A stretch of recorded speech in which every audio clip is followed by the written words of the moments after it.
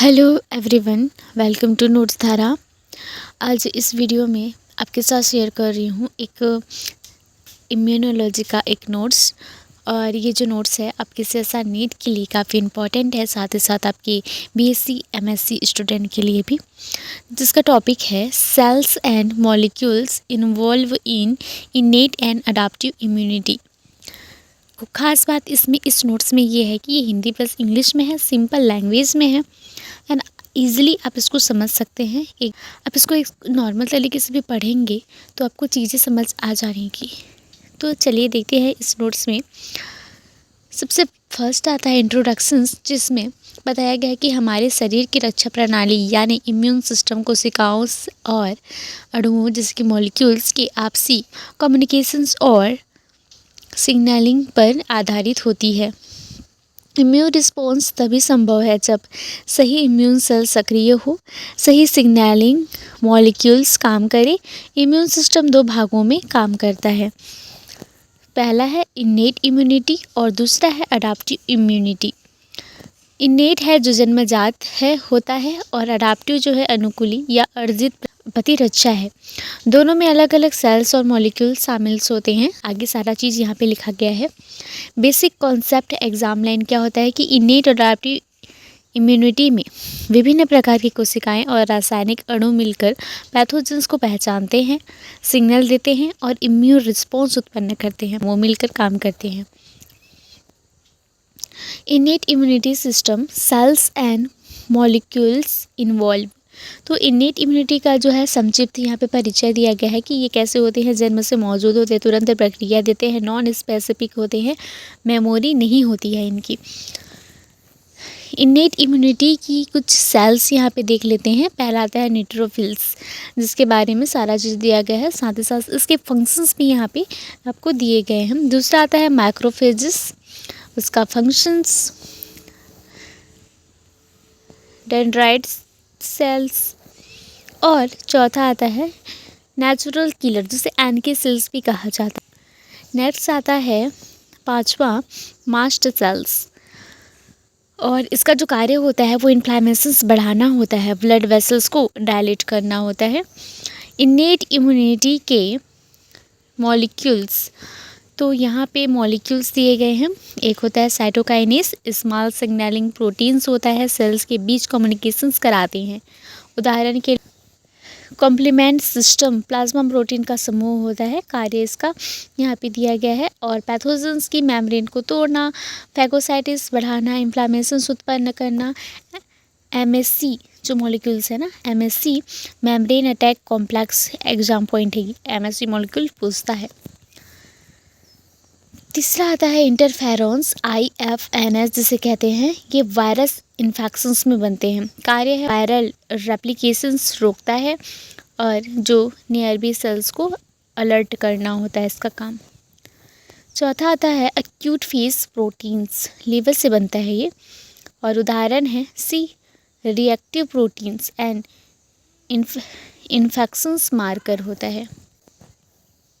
Adaptive immune system sales and molecules involve होते हैं। Adaptive immunity का संक्षिप्त यहाँ पे परिचय दिया गया कि पैथोजेंस स्पेसिफिक होता है, स्लो स्टार्ट होता है, मेमोरी होती है इसमें, और वैक्सीनेशंस का आधार है ये।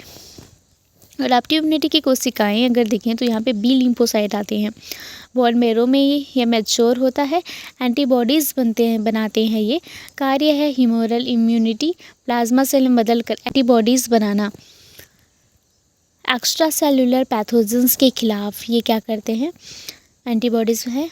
और दूसरा आता है टी लिम्फोसाइट, टी सेल जिसे कहा जाता है, ये थाइमस में मैच्योर होते हैं। ये helper T cell CD4 plus immune response के कोऑर्डिनेटर्स होते हैं। कार्य है बी सेल्स एक्टिवेशंस करना, साइटोटॉक्सिसिटी सेल एक्टिवेट करना, साइटोकाइनेस छोड़ना। HIV इन्हीं को इफेक्ट करता है। बी आता है cytotoxicity cell CD84, virus infected cell होता है, कैंसर सेल्स को मारते हैं।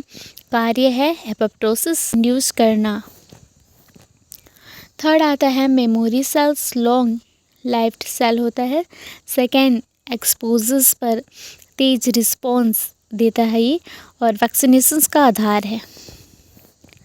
अडाप्टिव इम्यूनिटी एंड मॉलिक्यूल्स, इसके एंटीबॉडीज़ हैं, यहाँ पे बी सेल्स द्वारा बनते हैं, और पैथोजेंस, न्यूट्रलाइजेशंस, नाइजेशंस, कॉम्प्लीमेंट एक्टिवेशंस टाइप हैं इसके, IgG, IgM, IgA, IgE, IgD। MHC molecules, और ये जो है मेजर कॉम्प्लेक्स होते हैं, तो एंटीजेंस प्रेजेंटेशंस में ज़रूरी होते हैं MHC फर्स्ट आता है, ऑल न्यूक्लिएटेड सेल्स होते हैं CD8 प्लस, और टी सेल्स को एंटीजेंस दिखाता है। MHC2 क्या करता है, APCS पर CD4 प्लस टी सेल्स को एंटीजेंस दिखाता है। सियासा नेट के लिए हाई यील्ड जो टॉपिक है वो यही है कि, और यहीं से जो है MCQ आपके लिए बनते हैं MHC मॉलिक्यूल्स, तो आप इसको ज़रूर पढ़िएगा। अगर आपको इसका कंप्लीट नोट्स चाहिए तो प्लीज़ आप कमेंट कीजिएगा, आपको मिल जाएगा।